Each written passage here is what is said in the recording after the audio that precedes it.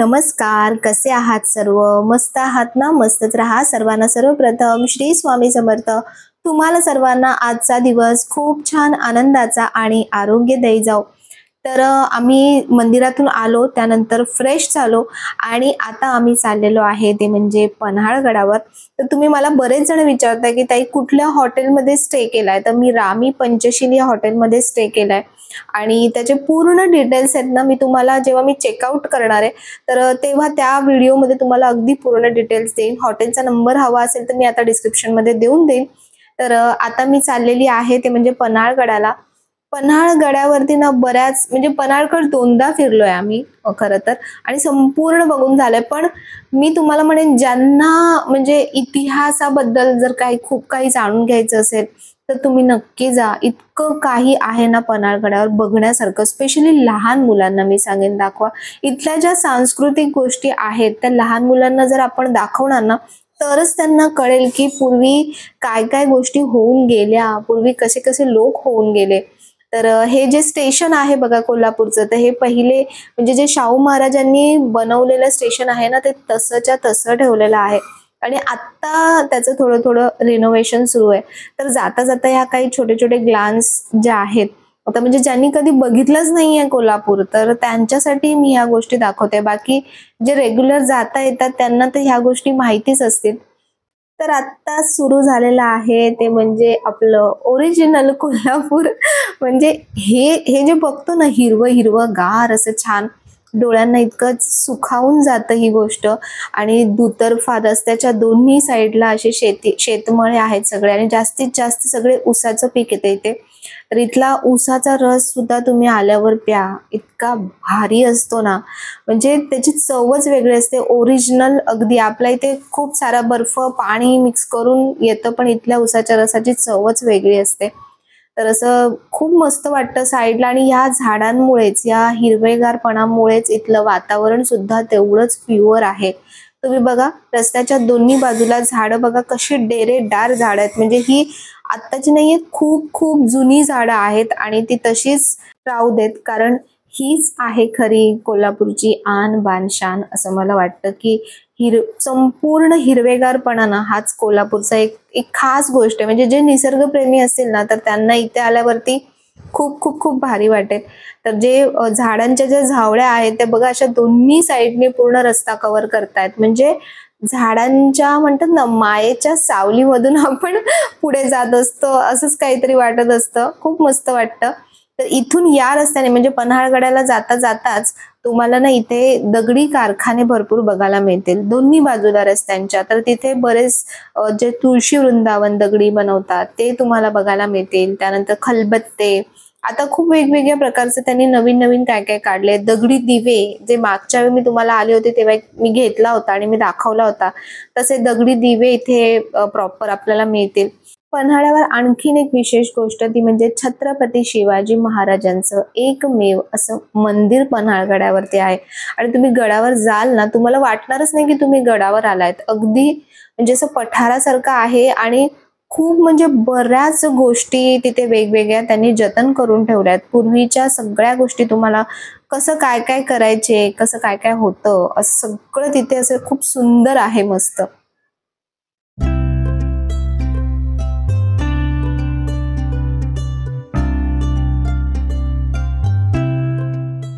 तर आपण एंट्री केली ना तर एंट्रीलाच बाजी प्रभूंचा असा भव्य असा इथे पुतळा आहे आणि त्यांच्या चेहऱ्यावरचे जे हावभाव आहेत ना ते अगदी जिवंत असे हावभाव आपल्याला बघायला मिळतात.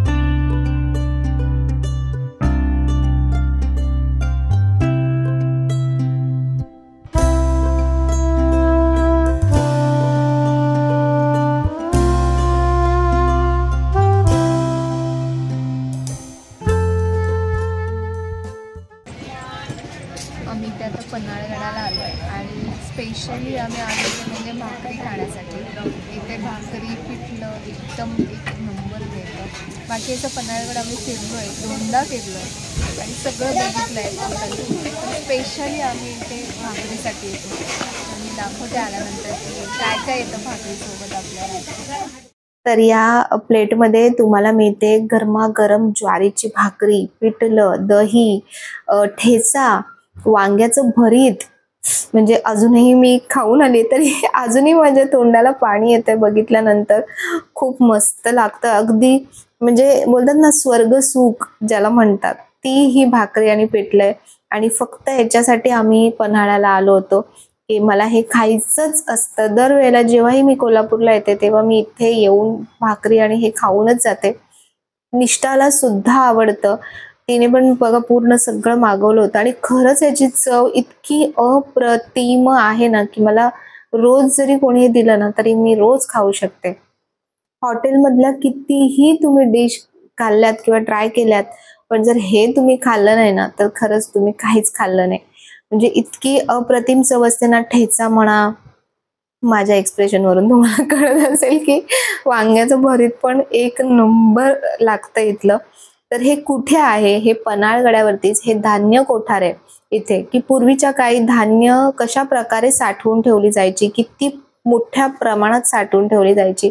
तर ते धान्य कोठार आहे आणि त्याच्या समोरच त्या मावशी सगळ्या, म्हणजे भाकरी, पिठलं सगळं तिथे अवेलेबल असतं समोरच.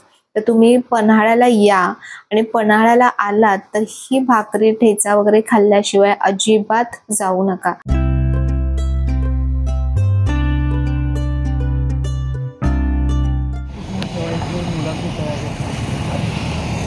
एकदा वाजून दाखवा, एक कुठला तरी एक वाजून दाखवा. वाजून दाखवा. वाजून दाखवू.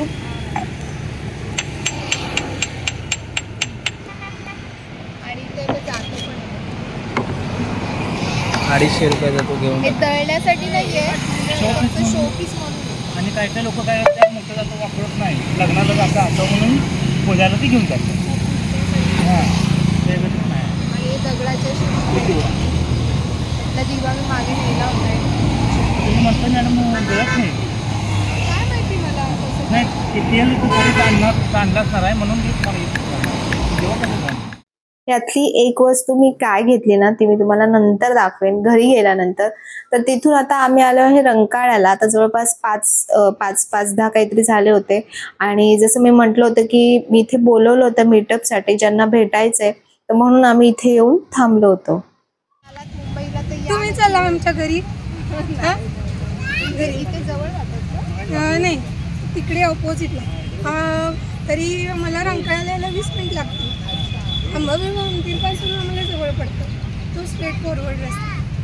इथं जर झालं ना तुमचं बॉर्न अँड प्रॉपर कोल्हापूर. कालच आम्ही येऊन गेलो. बघताय जवळजवळ 40 वर्ष झाली. अरे वा, माझ्या वडील मला कसं होते मुलांच्यातनं एवढं काही बघायला मिळत नाही, परंतु मी कधीतरी लाईव्ह आर्टिस्ट बघते व्हिडिओ पण तुमचे, कधी मला जमल त्यावेळी बघते. चालतं बघा. प्रत्येकाचं काम असतं, त्याच्यामध्ये बिझी असतात, त्यामधून पण तुम्ही बघताय एवढा रिझल्ट नाही, माहिती एक छान देते तुम्ही. असं तुम्ही म्हणजे आत्ताच्या ह्याला अशी माहिती मिळणं, दैनिक माहिती मिळणं. आता पूर्वी कसं कीर्तनाला, प्रवचनला लोक जायचे, आता जात नाही. तो जो नवीन प्लॅटफॉर्म आपल्याकडे आहे. तर सुरुवातीला आम्हाला वाटलं की कोणी येणार नाही, म्हणून आम्ही अक्षरशः निघण्याच्या तयारीत होतो. पण नंतर एक करून बरेच जण आले, बरेच जण भेटले आणि खरंच खूप खूप खूप मस्त वाटत होतं जसे जसे सगळे येत होते. घरातले जे सगळे देव असतील ते सगळे तसे म्हणजे तुमच्यासारखे बनत चालले. आवडते मला, आवडते. छान आहे आणि करायचं त्यामुळे आपल्याकडे खूप चेंजेस होतात. आपल्याला स्वतःला काय चेंजेस होतात. फक्त असं नाही की पैशाच्या बाबतीत बाकी खरंच ते सगळ्या बाबतीत चांगलं ना. स्वामीचं मत तुमच्या बघूनच म्हणजे इतकं केलं ना, म्हणजे म्हणजे त्यातून पण आम्हाला म्हणजे मला आधी आवड नव्हती असं काय करायची. प्रत्येकाला ना भरभरून बोलायचं होतं आणि मलाही त्यांच्यासोबत तेवढंच बोलायचं होतं, पण तेवढा वेळ नव्हता की प्रत्येकासोबत आपण तेवढं बोलू शकतो. पण तरी जितकं शक्य झालं तितकं मी सगळ्यांशी कम्युनिकेशन करण्याचा प्रयत्न केला.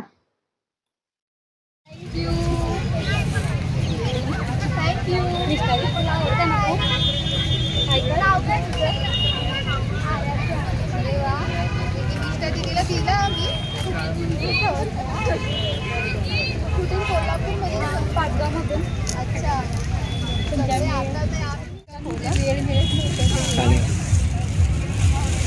घडी करून ठेव, पिशवीमध्ये ठेवायच्या मला. अरे तुला वेळच मिळत नव्हता. आता तिला म्हटलं कर तुझे मन संपेल तेवढं. मी पेंटिंग पप्पा पण आलेत का तिचे? हा कुठे आहेत ते? सकाळी तिकडे शोधायला गेला. शोधायला गेला? हा नाही, थांबा इथे येतील ते. दिसतील ते. हा रणकाळ आता गर्दी कमी नाही, तेव्हा आम्ही आलो तेव्हा काहीच गर्दी नव्हती. आता जास्त आहे. आता 6 वाजले ना. बघू दे. खूप सुंदर आहे. अरे वा, खूप छान खूप छान. छान आहे. खूप सुंदर आहे. खूप छान आहे. खूप छान आहे. खूप मस्त आहे. फ्रेम आत्ता करून ठेवलेले म्हणजे मुलगा म्हटला खूप नंतर मस्त. करून आली आहे. आता आल्यावर समजलं म्हणजे खूप सुंदर आलं. माझ्या घरात लागेल.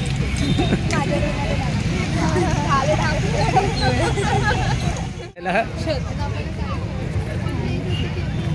तो काय तो एकदम शांत आहे, ती ऍक्टिव्ह आहे. गेलाय का काय?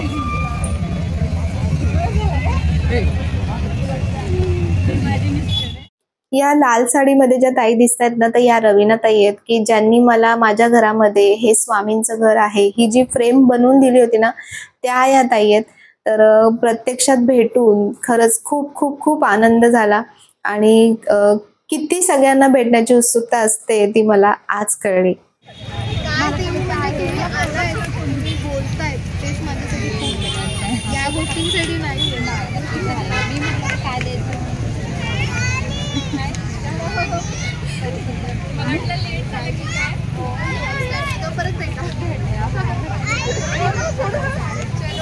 चला.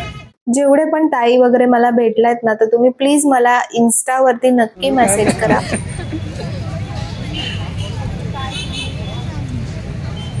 पण चांगलं आहे, पण म्हणजे इकडे नवीन शहरामध्ये आल्यावर. नमस्कार. अरे बापरे, आईला पण काही सोडणार नाही. सॉरी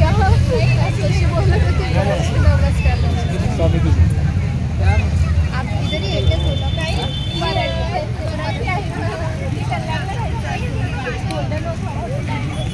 तर आम्ही इथे 5 वाजता आलो होतो आणि सगळ्यांसोबत बोलता बोलता अक्षरशः 7 वाजले. तरी म्हणजे आमचेही उभे राहून पाय दुखले होते आणि त्यांचेही पाय दुखले होते, तरीही सगळ्यांना बोलायचं होतं. तर सगळे विथ फॅमिली आले होते आणि खरंच खूप खूप खूप धन्यवाद तुम्हाला सर्वांना अगदी मनापासून की तुम्ही इतकं प्रेम दिलं माझ्यासाठी, इतकं वेळ काढून आलात, त्यासाठी सगळ्यांचे खूप खूप धन्यवाद. आणि जर तुम्हाला हा व्हिडिओ आवडला असेल तर व्हिडिओला नेहमीप्रमाणे लाईक करा, शेअर करा, सबस्क्राईब करा. पुन्हा भेटूया नवीन व्हिडिओमध्ये. तोपर्यंत सर्वांना बाय आणि सर्वांना श्री स्वामी समर्थ.